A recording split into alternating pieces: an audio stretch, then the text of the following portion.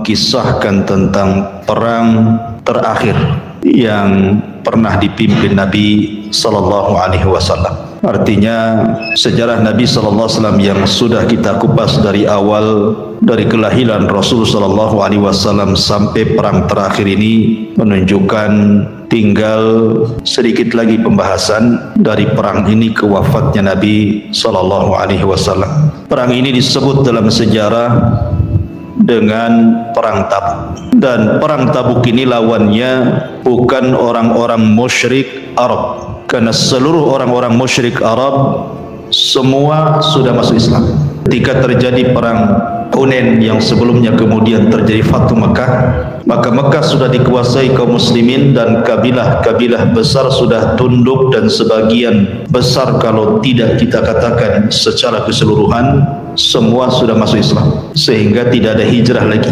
karena Mekah sudah dikuasai kaum muslimin dan Rasul menempatkan gubernur di Mekah. Juga bukan melawan orang-orang Yahudi, karena orang-orang Yahudi sudah kalah, mulai dari perang Bani Qunaiqah, kemudian perang Bani Nadir, kemudian perang Bani Quraidah, dan berakhir di Khaybar, sehingga orang-orang Yahudi terusir semuanya dan tidak ada satu jiwa pun orang-orang Yahudi tinggal di kota Madinah. Artinya bahwa perang Tabuk ini betul-betul Jazirah Arab sudah disterilkan dari orang-orang musyrik ataupun orang-orang Yahudi.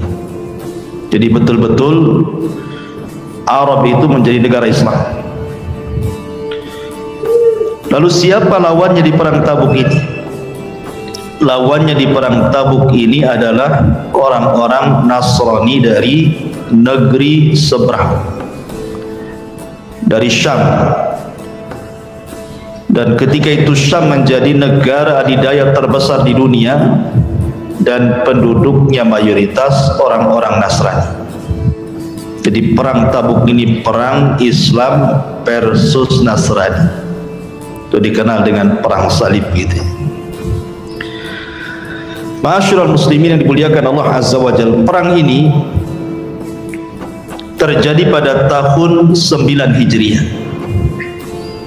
Sementara Nabi Shallallahu Alaihi Wasallam wafat pada tahun 11 Hijriah, berarti 2 tahun sebelum wafatnya Nabi. Sebenarnya banyak peristiwa di tahun 9 Hijriah ini. Di antaranya adalah, sebelum saya ceritakan perang Tabuk, kematian Raja Najasyi, Raja Ethiopia, satu-satunya raja yang masuk Islam, di mana satu negara Ethiopia tidak ada yang Muslim. Rajanya Muslim tetapi negaranya Nasrani. Sehingga ketika kematiannya sampai kepada Nabi Sallallahu Alaihi Wasallam, maka Rasul kemudian menyalatkan secara gaib. Inilah salat jenazah, salat gaib pertama yang dilakukan Nabi ketika meninggalnya Raja Najasyi. Kenapa? Karena ketika Najasyi meninggal tidak ada yang menyolatkan. Jadi ingat, Najasyi itu istilah Raja Ethiopia, namanya Ashama ibn Afju. Ashama ini ketika meninggal tidak ada yang menyolatkan. Maka Nabi SAW kemudian menyolat gaibkan. Dari sini ada ulama yang berpendapat dan berpandangan seperti Syekh Nasiruddin Al-Albani dan murid-muridnya, mengatakan bahwa salat gaib itu hanya dilakukan bagi jenazah yang belum disolatkan. Walaupun jumhurul ulama mengatakan bahwa boleh salat gaib itu. Intinya masalah khilaf yang dimuliakan Allah Subhanahu wa taala. Kemudian peristiwa yang kedua,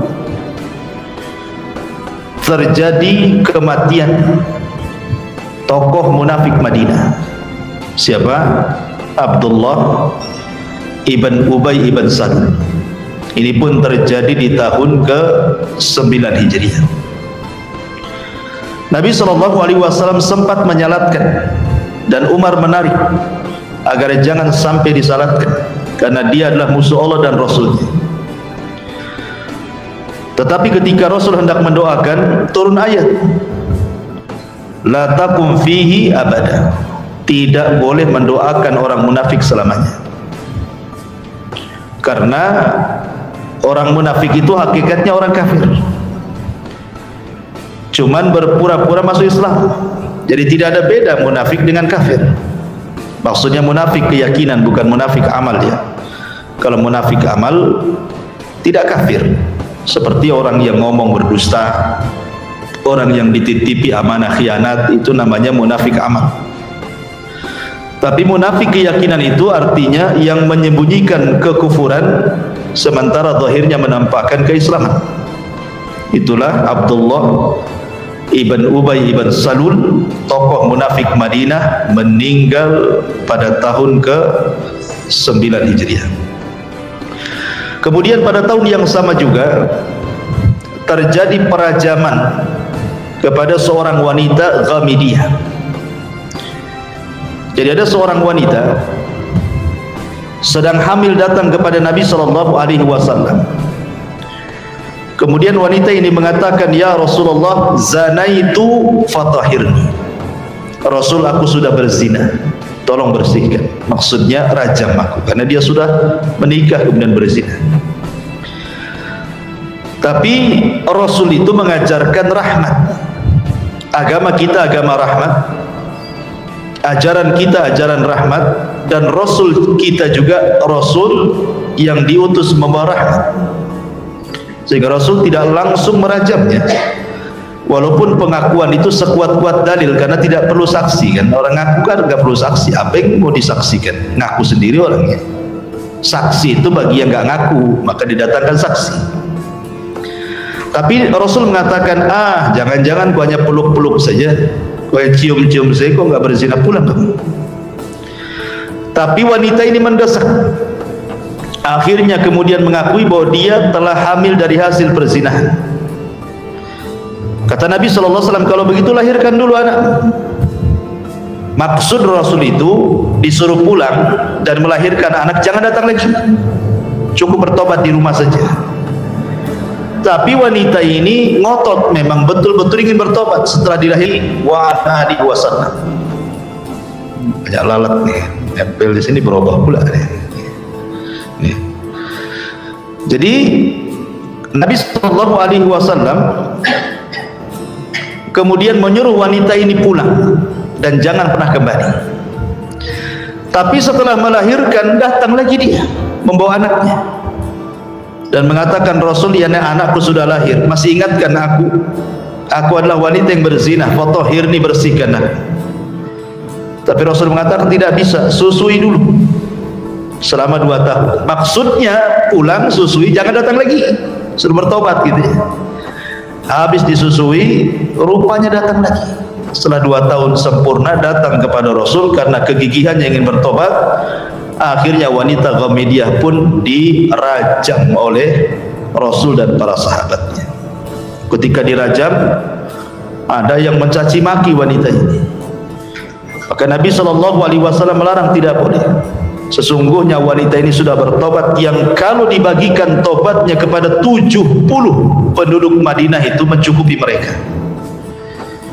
Lah, kejadian perajaman kepada wanita Ghamidiyah juga terjadi di tahun ke-9 Hijriah. Tapi yang ingin saya kisahkan adalah perang Tabuk. Inilah perang terjadi di tahun ke-9 Hijriah. Masyarul muslimin yang dimuliakan Allah Azza wa Jalla, apa penyebabnya sehingga terjadi perang Tabuk? Kemudian bagaimana sikap para sahabat? Karena lawannya ini kelas kakap, kelas berat. Romawi lawannya, negara didaya kala itu, yang secara kekayaan, kemudian persenjataan, kemudian pasukan terkuat di dunia kala itu. Ini lawannya berat. Bagaimana sikap para sahabat? Kemudian juga apa yang dilakukan orang-orang munafik untuk menggembosi peperangan ini? Kemudian bagaimana para sahabat Nabi SAW mempersiapkan peperangan ini bersama Rasul sampai mengalami kemenangan dan banyak peristiwa selama perjalanan. Tentu ini kisah yang lama, yang sedikit kita akan coba mengulas walaupun tidak secara detail, tetapi poin-poin besarnya kita tahu tentang perang Tabuk. Ma'asyiral muslimin yang dimuliakan Allah Azza wa Jalla, sebenarnya gesekan Islam dengan orang Nasrani di zaman Nabi itu sudah pernah terjadi, kontak fisik itu, ketika kita bercerita tentang perang Mu'tah. Karena perang Mu'tah itu adalah gesekan kaum muslimin dengan orang-orang Nasrani. Kenapa? Karena ketika itu Nabi SAW mengirim delegasi utusan menyurati semua raja-raja untuk masuk ke dalam Islam. Menyurati Persia, Romawi, Ethiopia, dan raja-raja besar lainnya disurati, diajak masuk Islam. Salah satunya adalah Nabi SAW mengutus seorang sahabat namanya Al-Haris ibn Umar Al-Azdi. Diutuslah untuk mengirim surat, dititipkan ke Malik Basrah, Gubernur Basrah yang ketika itu adalah bawahan dari Romawi, namanya Syarahbil ibn Amr. Rupanya oleh Syarahbil ibn Amr ini, pemimpin Basrah, bawahan daripada Romawi, dibunuh pula nih Al-Haris ibn, membunuh delegasi. Itu aturan. Kalau sampai dibunuh itu sama ngajak perang kan? Delegasi itu tidak boleh dibunuh. Sampai sekarang aturan delegasi tidak boleh dibunuh. Maka siapa yang membunuh delegasi itu namanya mengilankan perang. Makanya kemudian terjadilah gesekan pertama bersama orang-orang Nasrani di perang Mu'tah, sehingga gugurlah para syuhada dari pemimpin-pemimpin Islam. Di antaranya kita kenal Abdullah ibn Rawahah gugur di situ, Zaid gugur di situ, ya, Ja'far gugur di situ. Dan akhirnya peperangan ini kemudian dipegang oleh Khalid ibn Walid. Walaupun kemudian tidak menang, tetapi mampu memukul mundur, dan Khalid pun pulang ke kota Madinah. Sampai satu kota Madinah melempari Khalid dengan debu dan mengatakan, kalian orang-orang yang lari dari peperangan, kenapa kalian tidak mati saja dalam peperangan, gitu bahasanya. Tapi Rasul membela Khalid dan pasukan yang pulang dan mengatakan mereka tidak lari dari peperangan, tapi mereka kembali untuk mempersiapkan sebuah peperangan. Taib, itu perang Mu'tah. Jadi gesekannya sudah ada tuh di Mu'tah. Lah perang Tabuk ini, ma'asyiral muslimin yang dimuliakan Allah Azza wa Jalla, sebabnya bermacam-macam. Ada yang mengatakan di antara sebabnya adalah karena memang Allah Subhanahu wa taala berfirman di dalam Al-Qur'anul Karim, surah At-Taubah ayat 123, di mana Allah Subhanahu wa taala mengatakan, ya ayyuhalladzina amanu qatilul ladzina yalunakum minal kuffar wala yajidu fikum ghildatan wa'lamu annallaha ma'al muttaqin. Wahai orang-orang yang beriman, perangilah orang-orang kafir yang di sekitar kalian, dan hendaklah mereka merasakan sikap keras darimu, dan ketahuilah bahwa Allah beserta orang-orang yang bertakwa. Maka ayat ini turun kepada Nabi SAW seolah-olah mengisyaratkan untuk perang melawan orang-orang Syam, orang-orang Romawi, karena Jazirah Arab sudah masuk Islam semua, ya kan?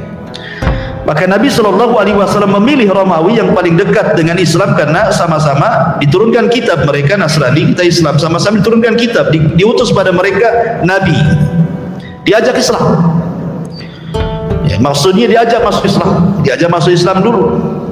Kalau mereka masuk Islam, alhamdulillah. Kalau tidak, mereka harus bayar jizyah upeti. Kalau tidak, baru perang, kan begitu. Sebagaimana Allah Subhanahu wa taala juga mengatakan dalam surah At-Taubah ayat 29. Allah mengatakan, qatilul ladzina la yu'minuna billahi wala bil yaumil akhir wala yuharrimuna ma harramallahu wa rasuluhu wala yadinuna dinal haqqi minal ladzina utul kitab hatta yu'tul jizyata ayyadi wa hum shaghir. Perangilah orang-orang yang tidak beriman kepada Allah dan hari akhir, mereka yang tidak mengharamkan apa yang telah diharamkan Allah dan Rasul, mereka yang tidak beragama dengan agama yang benar yang datang dari Allah, yaitu orang-orang yang telah diberikan kitab sehingga mereka membayar jizyah pajak dengan patuh sementara mereka dalam keadaan tunduk kepada orang-orang yang beriman. Ini satu versi bahwa memang perang Tabuk ini adalah suruhan dari Allah Subhanahu wa taala. Tapi sebab yang lainnya ada yang mengatakan tidak. Ini sebenarnya kekecewaan orang-orang Romawi. Karena bagaimana coba? Orang-orang yang dianggap remeh oleh orang-orang Romawi, orang-orang Arab yang tidak punya ketangkasan perang, dan mereka juga tidak dikenal di dunia, ketika perang Mu'tah kok bisa dipukul mundur dengan pasukan yang sangat sedikit oleh Khalid ibn Walid. Sehingga ketika itu penasaranlah ini orang-orang Romawi ini, Herakles ini, sehingga ingin mencoba lagi dan mengerahkan pasukan yang jauh lebih besar lagi. Sampai 4.000 pasukan dikumpulkan, termasuk digabungkan orang-orang Arab Nasrani seperti kabilah Judam, kabilah Ghassan, ya, itu juga digabungkan, dan kabilah-kabilah yang lain dari Arab yang beragama Nasrani digabungkan dengan tentara Romawi, sehingga jumlahnya sampai 40.000 orang. Tentara yang banyak, 40.000 orang kala itu, ikhwan, mengumpulkan tentara sebanyak itu, apalagi dengan persenjataan yang kuat, logistik yang kuat, dan strategis perang yang memang terkenal. Romawi kala itu adalah negara adidaya, negara kuat kan itu.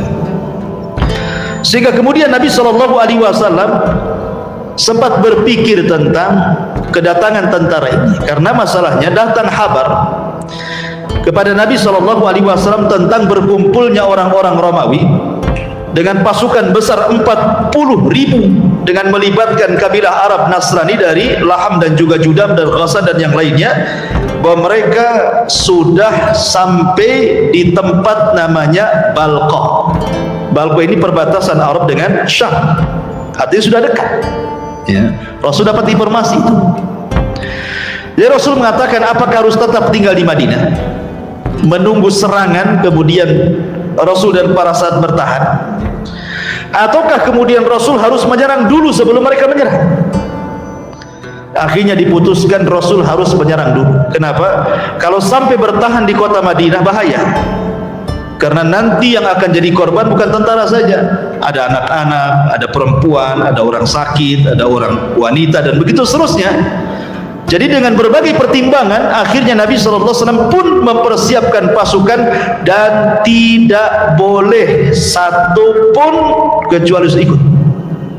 Ya, Rasul menekan betul dalam perang Tabuk ini, tidak boleh ada yang tidak ikut, harus ikut semua.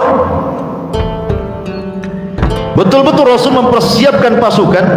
Dan biasa Rasul itu kalau mau perang, kebiasaan Rasul biasanya tauriyah, pamannya tujuannya ke Batu Besar, nanti di perjalanan itu pura-pura nanya mana jalan ke Bengkok, gitu ya, mana jalan ke Batu Haji, padahal tujuannya ke Batu Besar, gitu ya.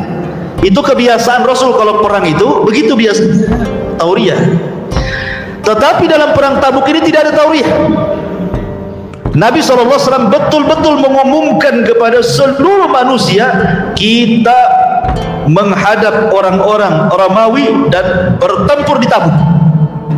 Jadi betul-betul dilakukan, karena ini bukan perang main-main masalahnya, ya, ini perang besar.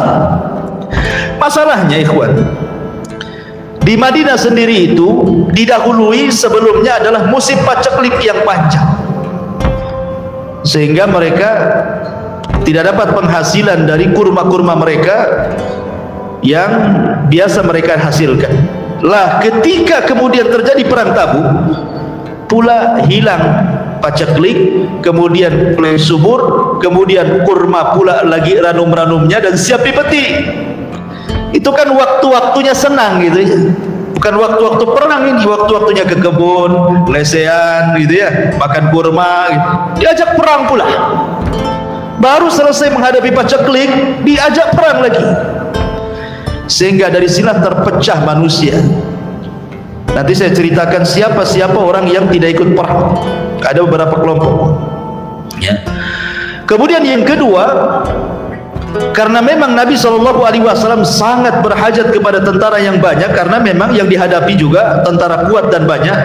Sementara perjalanan Madinah ke Tabuk itu cukup jauh, tidak bisa kemudian ditempuh dengan jalan kaki, harus pakai kendaraan, minimal unta dan kuda balap. Sehingga kalau tidak punya kendaraan tidak bisa mereka jalan, belum sampai dah mati di jalan, ya kan?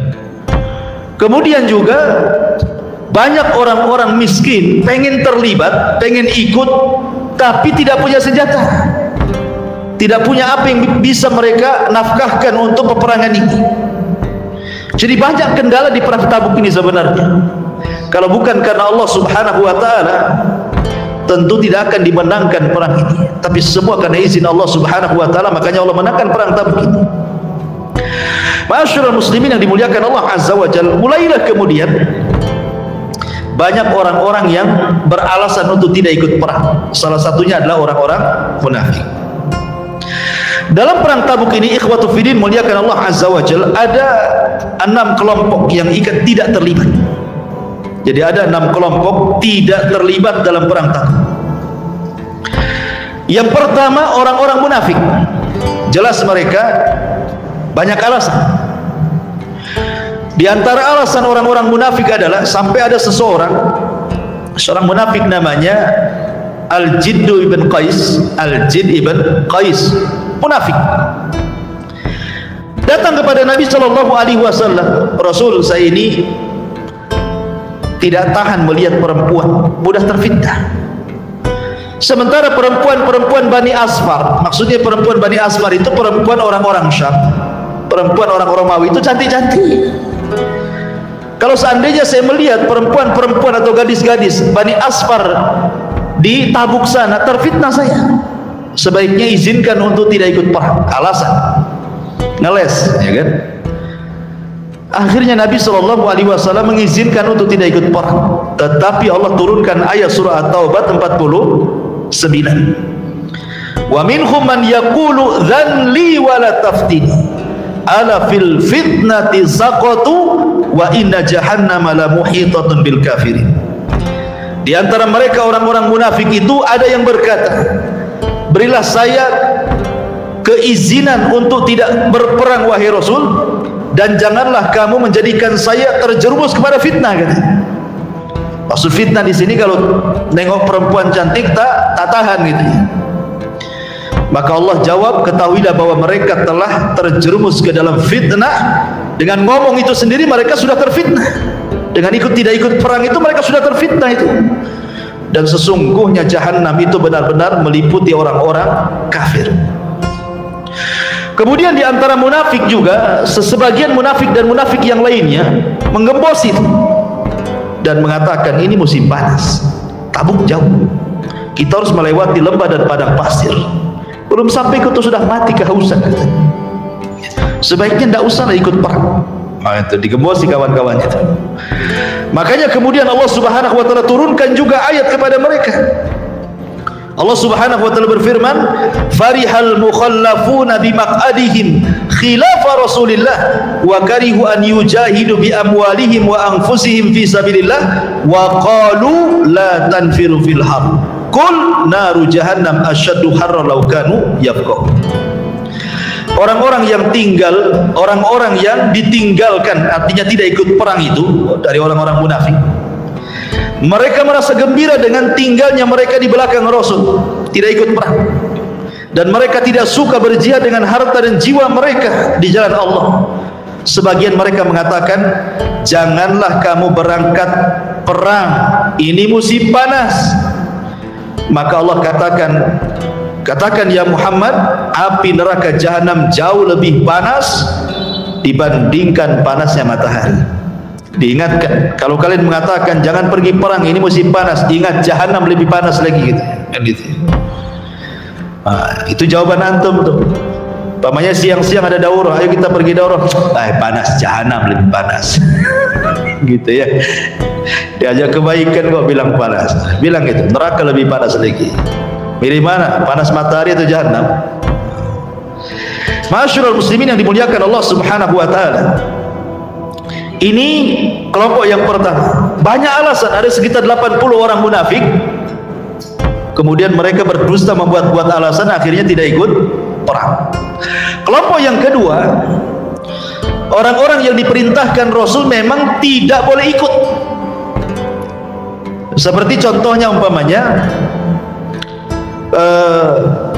Muhammad ibn Maslamah.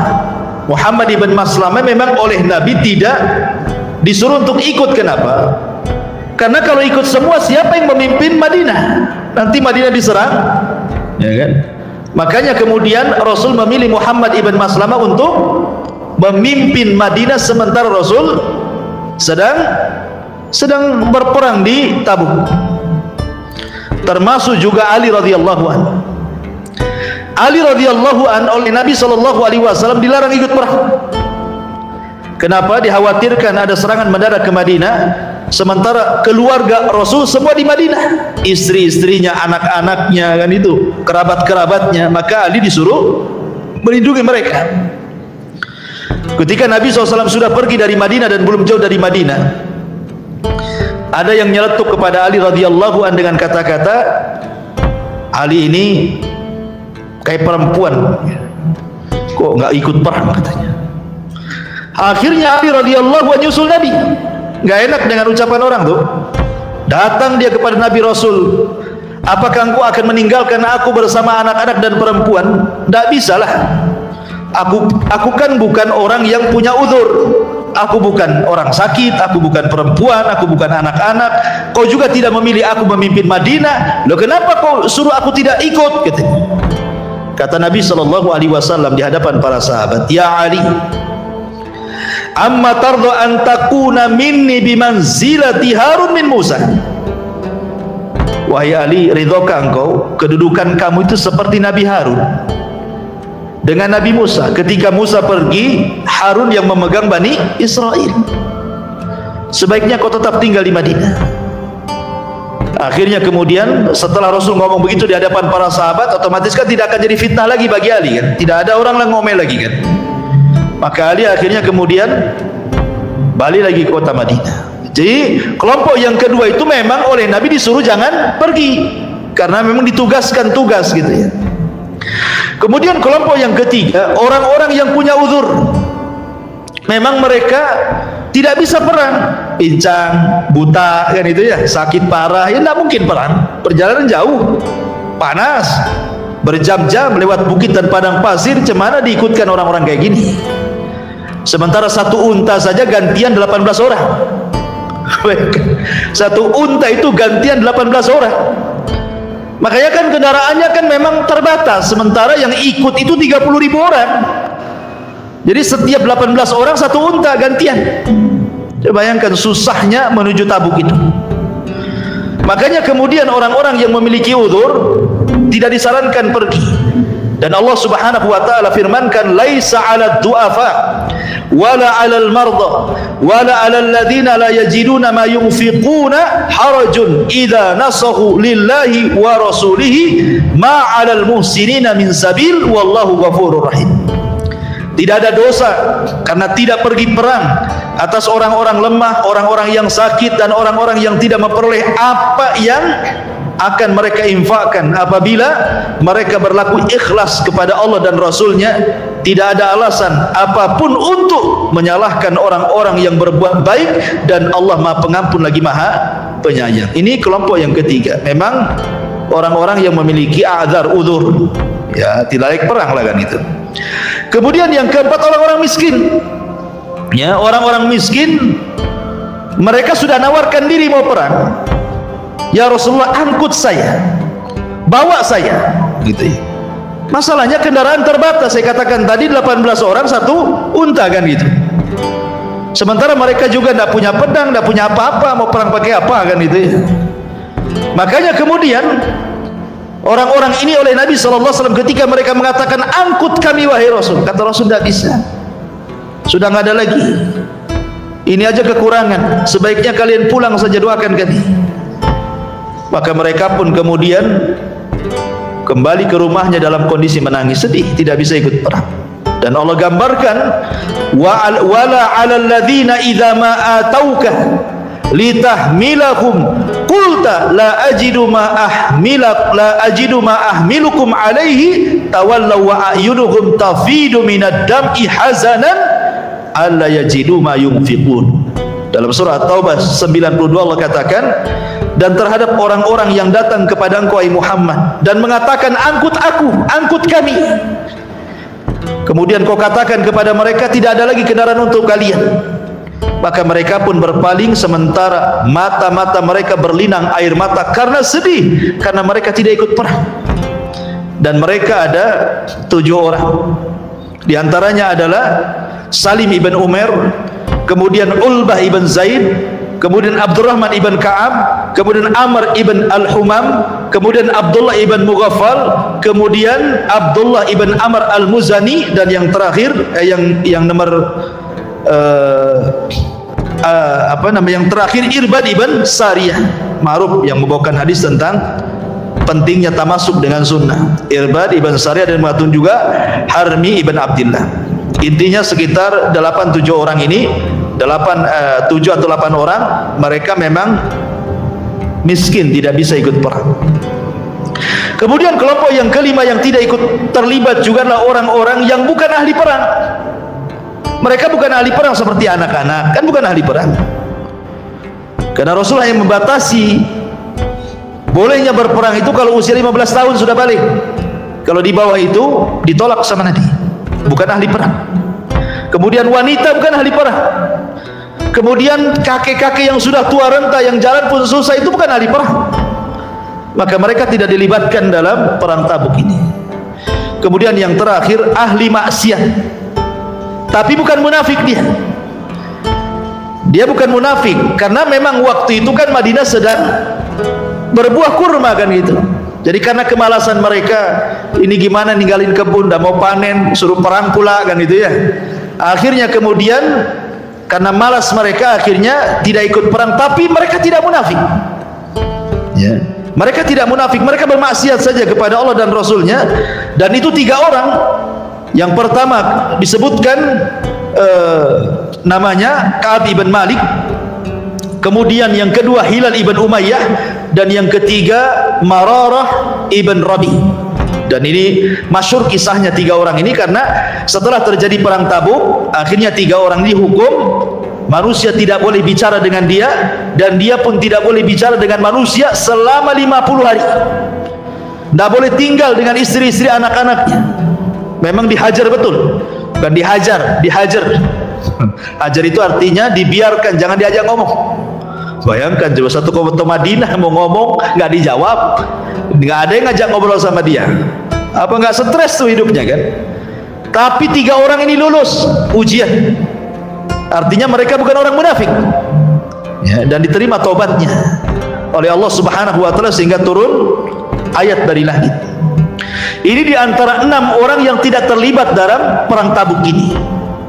Baik, kita masuk pada cerita perang. Ma'asyiral muslimin yang dimuliakan Allah Subhanahu wa taala.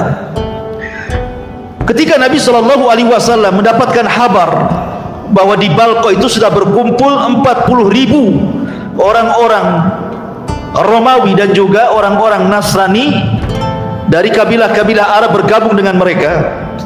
Sementara Nabi sallallahu alaihi wasallam kemudian melihat bahwa perbekalan rasanya tidak cukup. Kemudian juga kendaraan tidak ada, persenjataan begitu juga, sementara yang daftar jihad banyak. Maka Nabi SAW mulai mendorong manusia untuk infak, mencari biaya perang, ya. Lah kemudian Nabi SAW kemudian mengumpulkan para sahabat Nabi SAW, kemudian Rasul berkhutbah soal infak. Maka tiba-tiba kemudian ada satu orang pulang ke rumahnya, kemudian membawa kresek isinya perhiasan atau uang, kemudian di hadapan seluruh para sahabat dan juga Rasul, kemudian diletakkan di hadapan Rasul. Ini bukan riya. Ya, makanya Nabi SAW ketika melihat perbuatan sahabat ini, langsung dia mengatakan, man sanna sunnatan hasanatan falahu ajruha wa ajru man amila ba'dahu la yanqusu min ujurihim syai'an. Siapa yang mencontohkan contoh yang baik, maka dia dapat pahala dan pahala orang yang mengikutinya tanpa mengurangi pahala mereka sedikit pun. Jadi kalau menampakkan amal untuk dicontoh tidak apa-apa. Yang tidak boleh itu untuk riya dan sum'ah dan kibar, kesombongan, bukan.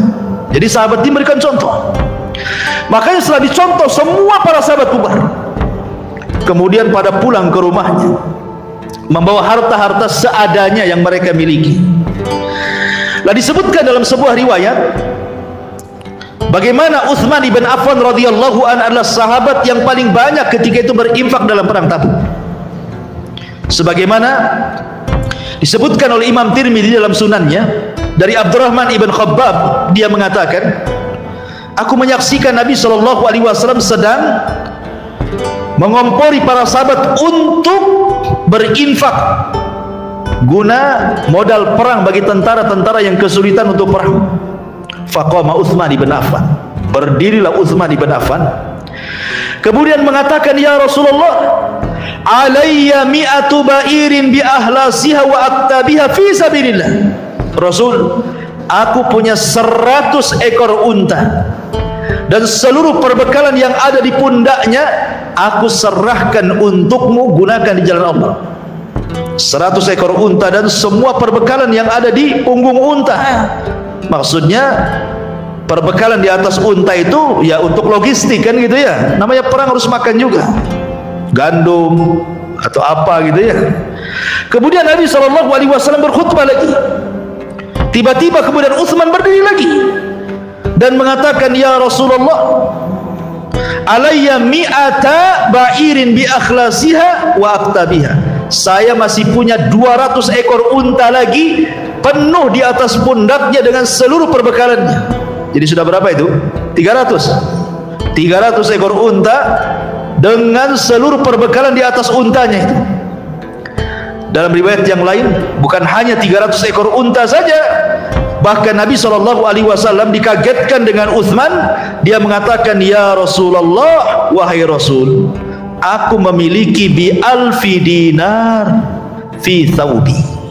Aku punya uang sebanyak 1000 dinar.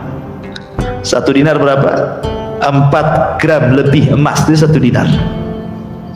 1 dinar itu 4 gram lebih emas.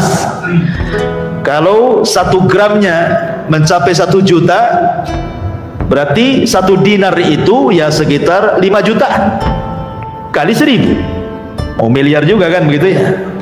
Ini uang ini ya. Jadi uangnya 1000 dinar, kemudian untanya 300 bersama seluruh perbekalannya. Kira-kira di zaman sekarang sekaya-kayanya orang, nggak ada orang infak sebanyak ini. Jangan lagi infak, korban lah, korban ya. Korban ya paling seekor sapi. Nabi itu loh korban 100 ekor sapi. Jadi ma'asyiral muslimin yang dimuliakan Allah, seperti itulah Utsman, sampai Rasul itu membolak-balikan tuh uang itu. Kemudian Nabi SAW langsung turun dari mimbar, kemudian mengatakan, ya Utsman, ma dharraka ya Utsman ma amilta ba'da hadzal yaum. Utsman, tidak ada yang mudaratkan kamu setelah infak hari ini, banyak sekali infakmu. Ma'asyiral muslimin yang dimuliakan Allah Azza wa Jalla, tentu yang lain pun tidak tinggal diam. Bahkan Umar bin Khattab radhiyallahu an yang selalu bersaing dengan Abu Bakar dalam amal soleh, terutama dalam sedekah. Jadi Umar itu kan selalu kalah dan tidak bisa menyaingi Abu Bakar dalam amal soleh. Jadi ketika mendengar Rasul butuh biaya untuk perang Tabuk, dia mengatakan, inilah waktunya saya bisa melibas Abu Bakar, katanya. Asik saya aja yang kalah dengan dia dalam amal soleh. Hari ini kesempatan saya bisa mendahului Abu Bakar, datang kepada Rasul. Apa kata Umar bin Khattab radhiyallahu anhu, ya Rasulullah, saya punya separuh harta, saya infakkan semuanya. Ya. Kemudian Nabi SAW mengatakan, ma abqaita li ahlika ya Umar, kau infakkan separuh harta itu, bagaimana kondisi keluargamu? Kata Umar, kan masih ada separuh, katanya. Setelah Umar menginfakkan separuh harta, selang beberapa waktu Abu Bakar datang, kemudian mengatakan, ya Rasulullah, aku infakkan semua hartaku. Ini separuh, ini semua hartaku aku infakkan untukmu. Kata Rasulullah, ya Abu Bakar, wa ma abqaita li ahli, lalu apa yang kau tinggalkan untuk keluargamu? Mungkin bagi Abu Bakar bahasa ini sederhana, biasa, bagi kita luar biasa. Apa kata Abu Bakar? Ya Rasulullah, aku tinggalkan seluruh anak istriku kepada Allah dan Rasulnya. Tawakal. Kan itu ya. Coba ada orang yang menginfakkan semua harta? Enggak ada. Jangan lagi semua harta diinfakkan. Anggaplah orang kaya punya 2 rumah, tiba-tiba diinfakkan 1 rumah. Kata istrinya, gila kau suamiku, katanya. Suaminya digila-gila. Yang infak dibilang gila. Gimana yang gila? Apa sebutannya? Ya. Ma'asyiral muslimin yang dimuliakan Allah Azza wa Jalla. Artinya di sini bahwa lihat bagaimana semangat para sahabat. Setelah itu datang Abdurrahman bin Auf menginfakkan banyak hartanya. Datang Talha ibn Ubaidillah menginfakkan, sampai kepada ada orang-orang yang miskin yang malu-malu menginfakkan karena tidak punya uang, membawa gandum separuh sok. 1 sok itu 4 gini. Berarti kalau separuh 2 gini nih, 2 cidu saja nih. Ya, malu-malu dia datang mau 2 ciduk gandum itu. Akhirnya dicibir orang-orang munafik dan mengatakan, innallaha la ghani an sadaqati hada. Allah itu maha kaya, ngapain kau sedekah kok sikit? Enggak perlu, Allah maha kaya, katanya. Digembosi sama orang munafik. Tapi kalau orang kaya ngasih harta banyak, kata orang munafik itu sedang ria. Itulah orang munafik. Jadi kalau orang kaya infak dibilang ria, kalau orang miskin infak dibilang Allah lebih kaya. Enggak usah, katanya. Si munafik. Karena memang munafik itu setan dari kalangan manusia. Ya, kalau setan dari kalangan jin ya jelas.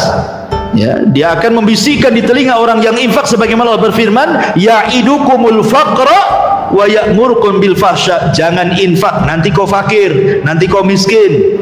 Untuk yang lain saja, kan itu ya. Kau kan belum punya kulkas, beli kulkas.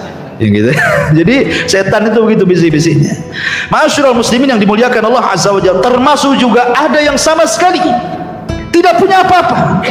Jangan lagi cerita uang, cerita kendaraan, cerita senjata, cerita gandum. Tidak punya apa-apa, tapi pengen infak. Namanya siapa? Namanya Ulbah ibn Zaid. Ulbah ibn Zaid ini infaknya luar biasa. Dikisahkan oleh Wathilah ibn Asqa radhiyallahu anhu. Jadi ketika perang Tabuk, ini Ulbah ibn Zaid ini sahabat Nabi SAW, tidak ada yang bisa diinfakkan karena memang nggak punya harta sama sekali. Tapi sebelum tidur dia mengatakan, Allahumma innaka qad amarta bil jihad wa raghibta fihi thumma lam taj'al indi ma atakawwa bihi ma Rasulillah sallallahu alaihi wasallam wa lam taj'al fi yadi Rasulillah sallallahu alaihi wasallam ma yahmiluni alaihi wa inni atasaddaqu ala kulli muslimin bi kulli madlamatin asabani biha fi malin aw jasadin aw irdin thumma asbaha ma asnas faqala Rasulullah SAW, ainal mutasaddiqu hadhihi laila. Jadi ada kasusnya begini, Ulbah ibn Zaid ini di malam hari dia menangis. Ya Allah, katanya, sungguh nabimu sudah memerintahkan jihad dan sungguh nabimu sudah mendorong untuk jihad, sementara aku tidak bisa menyumbangkan sedikit pun kepada nabiku. Aku sudah tawarkan badanku, nabiku mengatakan tidak ada yang bisa membawamu. Kemudian dia mengatakan, ya Rabb, terimalah sedekahku. Sedekahku adalah, maka setiap yang mendolimi diriku, apakah mendolimi hartaku, mendolimi jasadku, mendolimi kehormatanku, ku maafkan semuanya. Itulah sedekahku. Kemudian di siang hari Nabi SAW, esokan harinya Rasul bertanya, siapa yang bersedekah tadi malam, katanya. Siapa yang bersedekah tadi malam? Tidak ada orang-orang malam-malam bersedekah. Itu Rupanya mengatakan, Ulbah ibn Zaid, saya wahai Rasul. Kemudian Rasul mengatakan di hadapan Ulbah, qad kutibta fi zakati, maka apa yang kau lakukan semalam sudah dicatat menjadi bagian daripada zakat. Ini zakat paling rendah gitu ya. Pokoknya memaafkan semua yang mendoliminya, itu zakat dia lah semuanya. Ustaz, saya milih yang terakhir aja lah biar gak keluar duitnya. Gak bisa juga antum mau disakiti dendamnya sebulan mana antum bisa. Ada yang bertahun-tahun, ada yang sampai anak turunannya itu diceritakan dendamnya itu. Karena bukan mudah memaafkan orang itu, ikhwan. Minta maaf aja berat, apalagi maafkan orang makin berat lagi ya. Taib, masyarul muslimin yang dimuliakan Allah Azza wa Jalla. Kemudian juga ketika Rasul sudah bergerak, ada sahabat-sahabat yang nyusul, seperti umpamanya Abi Dzar Al-Ghifari. Jadi Rasul sudah sampai di Tabuk, dia masih di kabilahnya. Kemudian dia pun karena tidak ada kendaraan yang bisa mengangkut dia, terpaksa di jalan kaki. Bayangkan, jalan kaki dari Madinah menuju Tabuk, Abi Dzar Al-Ghifari. Kemudian setelah dari kejauhan, ada yang memberitahu kepada Nabi SAW, nampaknya ada debu dari kejauhan, jangan-jangan ada orang yang menyusul kita. Nabi SAW mengatakan, mudah-mudahan kun Abu Dzar, mudah-mudahan dia adalah Abu Dzar. Rupanya setelah dekat nampak mukanya, kata para sahabat, oh betul juga yang dikatakan Rasul, Abu Dzar, Abu Dzar, ahlan wa sahlan ya Abu Dzar.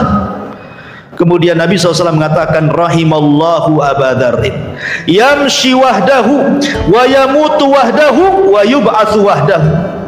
Semoga Allah merahmati engkau wahai Abi Dzar, kau berjalan sendiri, kau akan mati sendiri, kau akan dibangkitkan sendiri.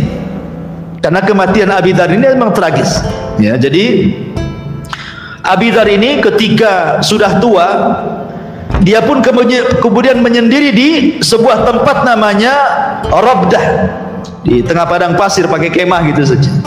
Dia menyendiri di situ. Kemudian akhirnya dia pun sakit.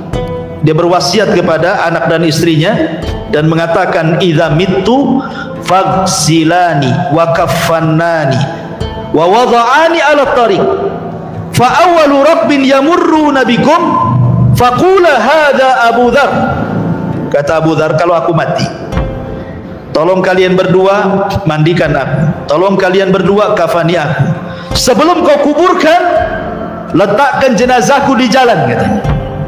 Maka siapapun yang pertama kali melewati tempat itu kemudian bertanya, ini jenazahnya siapa? Katakan, ini jenazahnya Abu Dzar. Rupanya orang yang pertama kali lewat di situ adalah sahabat Abdullah ibn Mas'ud radhiyallahu anhu. Kemudian mengatakan, mahadha, ada apa ini? Jenazah siapa kalian letakkan di jalan ini? Maka anaknya mengatakan, Abu Dzar, ya Abdullah ibn Mas'ud, dia adalah Abu Dzar. Langsung kaget dan turun. Kemudian dia mengatakan, rahimallahu Abu Dzar, yamshi wahdah wa yamutu wahdah wa yub'atsu wahdah. Semoga Allah merahmati engkau wahai Abu Dzar, persis yang dikatakan Nabi. Engkau berjalan sendiri dalam perang Tabuk, engkau mati sendiri di tengah padang pasir, dan engkau akan dibangkitkan sendiri pada hari kiamat. Subhanallah. Abi Dzar Al-Ghifari radhiyallahu anhu, dulunya mantan perampok, tapi kemudian masuk Islam dan menjadi sahabat mulia. Ya, masyarul muslimin yang dimuliakan Allah Azza wa Jalla, termasuk juga Abu Khaythamah dan juga Umar ibn Wahab, itu orang-orang yang telah datang dan menyusul Rasul ke Tabuk, dan akhirnya kemudian mereka sampai di Tabuk. Masyarul muslimin yang dimuliakan Allah Azza wa Jalla, sedikit kita akan jelaskan mauqif orang-orang munafik, bagaimana mereka menggembosi peperangan ini. Pertama, mereka berusaha untuk istihza, mengolok-olok Rasul dan orang-orang yang beriman. Ketika para sahabat Nabi sedang berkumpul, ini sepulangnya dari Tabuk, kemudian orang-orang munafik berkumpul. Begitulah arwah itu, junudun mujannadah. Arwah itu akan bergabung dengan seragamnya. Angkatan laut ya angkatan laut gitu, angkatan darat gitu ya. Ya, nggak mungkin pula satpam gabung dengan angkatan darat, kan beda ya, satpam dengan satpam kan itu ya. Walaupun seragamnya sama dengan polisi, ya tetap aja kan satpam dan di polisi ini. Begitu roh, sesuai dengan seragamnya. Kalau dia orang baik, pasti cari kawan orang baik. Kalau dia orang jahat, perampok, pasti cari kawan perampok juga kan, diajak kerjasama kan gitu. Itulah ruh itu akan cenderung kepada seragam dia. Dia orang baik atau orang buruk. Orang munafik tidak mungkin kumpul dengan sahabat. Sahabat pula tidak kumpul dengan orang munafik. Masalahnya di zaman Rasul kan tidak dibedakan, dan tidak bisa dibedakan mana sahabat mana munafik.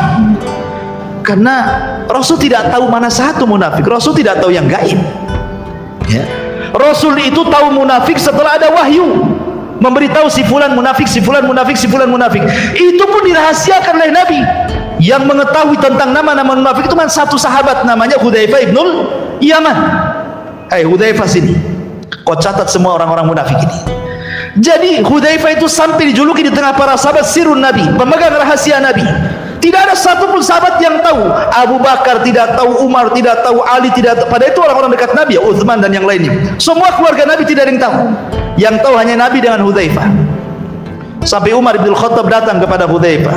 Hudzaifah, asamani Nabi sallallahu alaihi wasallam ani munafik. Ada enggak di catatanmu aku munafik? Kata Hudzaifah, enggak bisa. Rasul sudah memberitahu jangan dikasih tahu orang. Tolonglah Hudzaifah. Tolong, katanya kan. Ngambil dia. Akhirnya Hudzaifah mengatakan, baik, hanya kau saja yang kau jawab. Selainnya tidak akan ku jawab. Kemudian dia mengatakan, tidak ada. Kata Umar, alhamdulillah, aku bukan orang munafik. Ya. Takut para sahabat itu kan. Ya, sampai nanyakan langsung kepada Hudzaifah, jangan lagi Umar bin Khattab yang maksa untuk dibongkar isi catatan itu. Ada namanya sahabat yang dibesarkan malaikat. Siapa namanya? Handolah. Kenapa Handolah itu sahabat yang dibesarkan malaikat? Karena ketika dia junub habis hubungan dengan istri, dia tidak sempat mandi junub, keburu berangkat perang, mati syahid. Maka ruhnya dibesarkan malaikat. Maka ini disebut Handolah ghasilul malaika. Handolah sahabat yang dibesarkan malaikat. Handolah ini bercerita kepada Abu Bakar. Abu Bakar, saya ini kalau hadir di majelis Nabi kok cerita surga neraka, kok ayat surga neraka itu ada di pelupuk mataku nih. Tapi kalau aku kemudian pulang ke keluargaku, ke bisnisku, rasa-rasanya surga neraka itu hanya mimpi saja, hanya cerita saja. Hilang tuh kalau sudah sampai di keluarga dan pekerjaanku. Apa saya munafik? Maka Abu Bakar mengatakan, apa yang kau rasakan sama juga yang aku rasakan. Kalau gitu kita tanya sama Nabi, apakah sifat seperti ini munafik? Ya kayak antum nih, kalau lagi ngaji khusyuk kan itu. Tapi kalau udah keluar dari pintu saja udah cerita lain tuh. Kan itu seperti itulah kan itu. Jadi Abu Bakar ini datang kepada Rasul.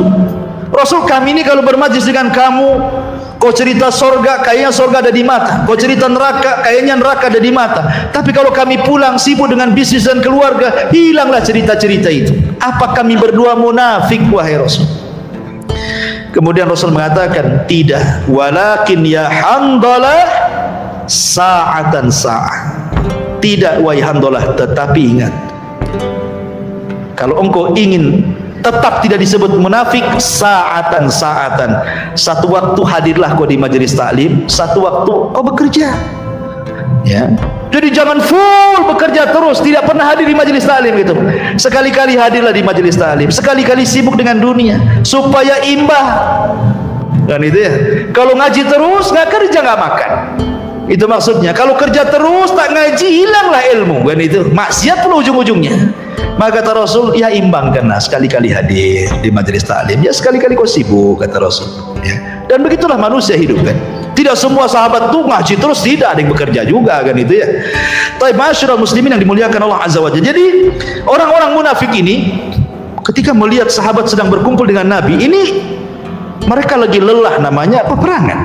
Ya. Tiba-tiba nyeletuk salah seorang di antara mereka dan mengatakan, "Ma ra'aina qurra'ina." Kami tidak pernah melihat ahli-ahli Quran.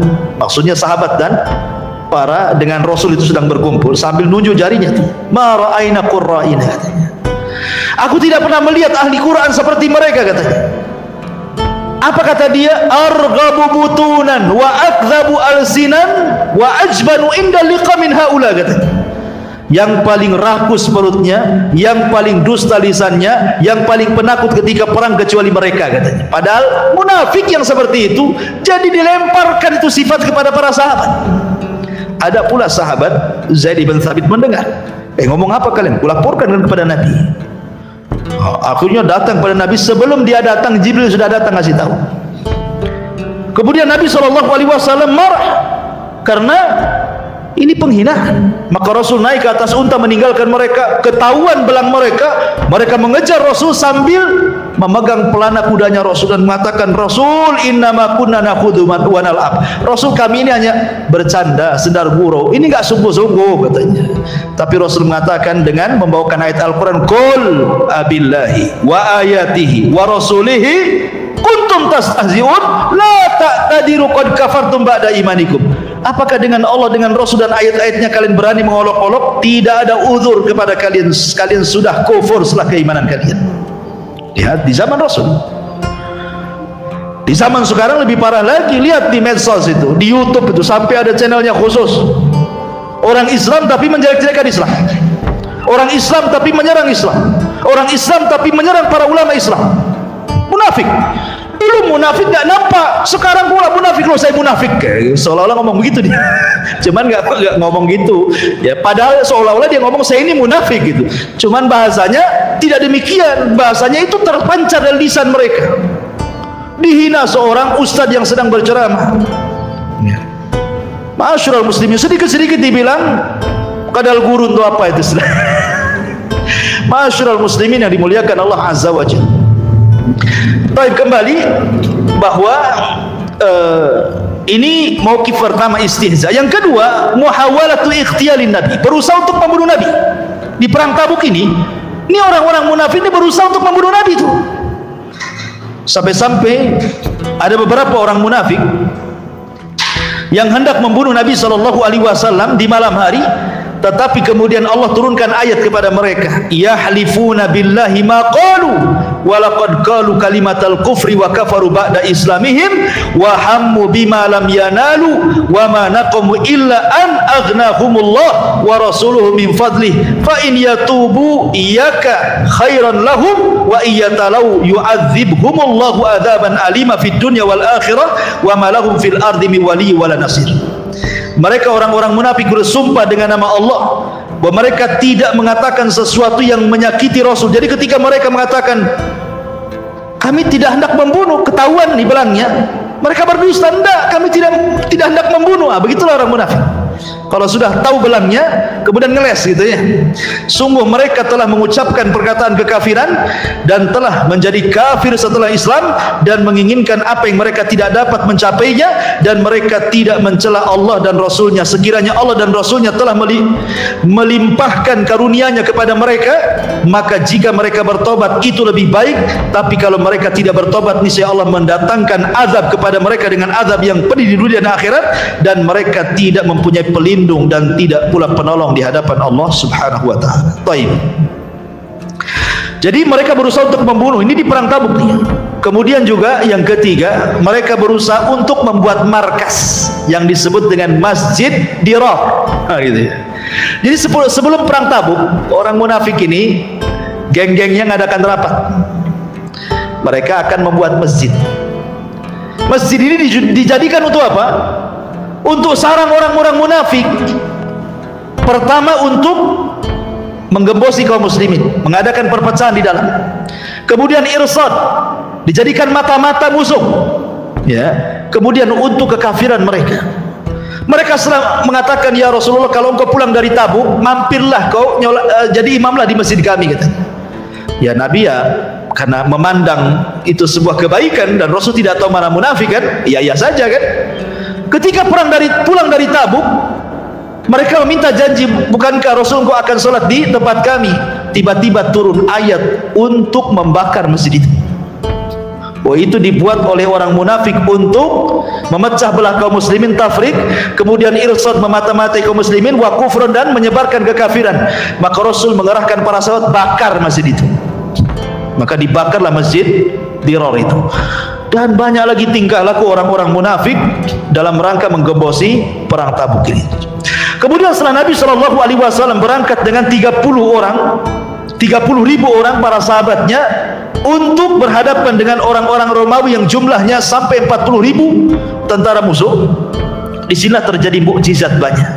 Ada berapa mukjizat terjadi saat kepergian Rasul di perang Tabuk. Mukjizat pertama, sahabatul ma. Perjalanan itu kan melelahkan, panas terik yang luar biasa, apalagi terjadi di bulan Ramadan. Bayangkan, ini terjadi di bulan Ramadan, ya. Perang Tabuk ini terjadi di bulan Ramadan, kan berangkat di bulan Ramadan, artinya kan ada sebagian yang berpuasa, teriknya luar biasa, panasnya gitu ya. Maka Allah berikan mukjizat kepada Rasulnya dengan sahabatul ma, dengan turunnya hujan kepada mereka. Kata Nabi SAW kepada para sahabatnya bahwa kalian akan sampai di Tabuk dan kalian akan mengalami kepanasan yang luar biasa. Aku akan berdoa kepada Allah agar Allah Subhanahu wa taala menurunkan hujannya. Maka Rasul pun berdoa, turun hujan, dan itu mukjizat. Akhirnya para sahabat bisa minum sepuas mereka, unta-unta bisa minum, kuda-kuda bisa minum, dan mereka segar lagi. Ya. Kemudian yang kedua, khabarun naqati Rasulillah sallallahu alaihi wasallam. Kabar unta Nabi sallallahu alaihi wasallam. Jadi ada unta Rasul itu lepas. Lah dicari-cari nggak ketemu kemana oleh para, kan Rasul mengutus sahabat untuk mencari untanya yang lepas. Kemana unta ini? Ini ada kesempatan orang munafik ini untuk istihza dengan Nabi Shallallahu Alaihi Wasallam. Kemudian sebagian mereka mengatakan, lihat orang itu ngaku Nabi tapi tidak tahu untanya di mana, katanya. Dia bilang gitu. Kalau dia Nabi mesti tahu lah di mana untanya. Ngapain ngerahkan sahabat pula cari unta? Ini kan penghinaan kepada Rasul, kan gitu ya. Makanya Nabi SAW kemudian dihabarkan dari langit dan Rasul mengatakan, a'lamu illa ma'allamani, a'lamu illa ma'allimni illa ma'allamanillahu wa qaddalanillahu alaiha wa hiya fi hadzal wadi fi syihbi kada wa kada wa qad habasatha syajaratun bizimamiha. Kata Rasul, sesungguhnya aku tahu, tetapi pengetahuan itu Allah yang kasih tahu aku. Untaku berada di lembah ini, di kabilah ini. Kebetulan ada pohon yang bercabang, itu tali pelananya terkait di cabang pohon tertentu. Carilah, di situ ada untanya. Ini mukjizat Nabi. Ya, ada di situ. Karena ini akibat orang munafik mengatakan, masa seorang Nabi kok nggak tahu untanya kemana, kan itu. Ini pelecehan kepada Nabi SAW. Ya, karena Rasul diberikan mukjizat. Kalau orang sekarang ngeramal pasti dusta. Ya, tidak mungkin benar. Pak dukun, mobil saya sudah setahun dicuri orang. Di mana ya? Oh, mungkin di daerah Batu Haji. Nggak tahu tuh di Batu Haji. Cari aja di Batu Haji. Batu Haji luas, mau di mana, kan gitu ya. Kan dukun kan itu main umum-umum saja. Dia nggak berani memastikan tuh alamatnya sekian, gang sekian, RT sekian, kecuali dia yang maling, kan gitu. Intinya bahwa dukun itu para pendusta. Kemudian juga al-ikhbar bi hububir rih asyadid wa tahdhir min. Jadi Nabi SAW menghabarkan para sahabatnya, apabila sampai di Tabuk nanti akan ada angin. Dan kita tahu kalau musim angin di padang pasir itu, saya pernah mengalami waktu di Yaman. Itu kalau musim debu itu angin datang itu udah kayak apa saja, nanti hilang itu udah berdebu semua tuh. Muka berdebu semua, berdebu. Sekali datang itu enggak lihat, tangan kita pun enggak lihat nih. Pada satu jengkal itu baru datang musim debu. Kata Nabi SAW, nih kalau kalian sampai nanti akan datang angin debu, maka tolong pegangi semua unta, kuda dan kendaraan kalian, karena takutnya kabur, kan itu ya. Takut, ketakutan itu, maka pegangi betul. Dan betul terjadi, datang itu ya debu, angin debu itu. Dan para sahabat sudah tahu kan terjadi. Siapa yang ngasih tahu? Nabi. Siapa yang ngasih tahu? Allah lewat malaikat Jibril. Kemudian termasuk juga di antara mukjizat Rasul, taksiru ma'i aini Tabuk. Rasul itu berdiri di mata air Tabuk. Air habis, sahabat kehausan.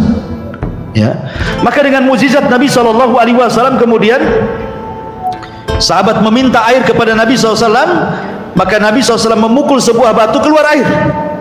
Dan itu mukjizat Nabi SAW. Termasuk juga taksir to'am, logistik yang sangat sedikit, makanan yang makin habis, tetapi datang mukjizat Rasul, satu nampan itu bisa sampai ratusan sahabat yang makan tuh habis-habis tuh. Luar biasa. Dan itu mukjizat Nabi sallallahu alaihi wa ala alihi wasallam. Ma'asyiral muslimin yang dimuliakan Allah Azza wa Jalla, ketika betul-betul berhadapan antara tentara Rasul dan tentara Romawi, dan ingat ini langsung dipimpin Nabi masalahnya, dan ini perang terakhir Nabi, habis itu tidak ada perang lagi ya. Habis itu ya peristiwa-peristiwa kecil saja sampai wafatnya Nabi SAW. Sehingga ketika kemudian berhadap-hadapan, kemudian betul-betul terjadi pertempuran, maka Allah Subhanahu wa taala menangkan. Padahal jumlah kaum muslimin 30.000 melawan 40.000 kan gitu. Beda 1.000. Beda 10.000. Lumayan beda 10.000 itu ikhwan. Tetapi sekali lagi dalam peperangan Islam dalam sejarah itu, kam min fi'atin qalilatin ghalabat fi'atan katsiratan biidznillah. Berapa banyak kelompok kecil bisa mengalahkan kelompok yang banyak. Makanya ketika panglima perang Romawi ini bertanya kepada Khalid ibn Walid tentang rahasia kemenangan, kemudian Raja Herakli itu ketika itu menuduh, jangan-jangan orang Arab menyerang Romawi itu karena mereka terjadi paceklik hebat, mereka kelaparan sehingga nyerang Romawi, pengen makan katanya. Itu tuduhannya. Padahal saat perang Tabuk itu Madinah justru kebalikannya lagi, panen-panennya kurma kan gitu ya. Tapi itu isu, dibuat isu seperti itu. Sehingga panglima perang ini ngomong sama Khalid, apa kunci kemenangan kali ini setelah mereka kalah? Apa karena kalian semangat ingin merebut makanan-makanan di Syam? Kata Khalid, tidak. Khalid hanya mengatakan darahnya orang Syam lebih lezat katanya. Darahnya orang Syam lebih lezat. Kemudian Khalid mengatakan, demi Allah, kunci kemenangan itu cuma dua. Satu, karena kami datang dan kami cinta mati syahid. Yang kedua, karena kalian datang sementara kalian cinta itu untuk pulang hidup. Kami datang pengen mati, kalian datang pengen tetap hidup. Itulah kuncinya. Kata Khalid bin Walid, nahnu nuhibbul maut kama tuhibbul hayat. Karena kami cinta kematian sebagaimana kalian cinta kehidupan. Itu kunci kemenangan kami. Sampai dalam perang Mu'tah, Khalid itu serbannya jatuh. Kemudian untuk ngambil serbannya itu sampai harus menghadapi banyak musuh. Sampai sahabat mengatakan, ya Khalid, kau ini perang untuk serban, kau untuk Allah katanya. Kata Khalid, tidak, di serban itu ada rambut Nabi. Saya takut rambut itu dihinakan oleh orang-orang kafir itu. Karena jasad Rasul itu boleh untuk ditabaruki, boleh kita bertabaruk dengan jasad Rasul. Makanya Rasul kalau dicukur itu rebutan pada ngambil rambut bekas cukurannya. Kalau berwudu mau perang ambil bekas wudunya. Kalau meludah ditangkap ludahnya kemudian dibaluri di badannya. Kalau Rasul ngomong tidak ada yang berani melihat Nabi. Itu Rasul boleh. Apakah selain Rasul boleh? Ya, pemain saya meludah ditangkap sama antum. Kemudian dioles ke wajah itu apa? Obat jerawat Ustaz. Wah, nggak bisa. Yang ada langsung hitam wajahnya.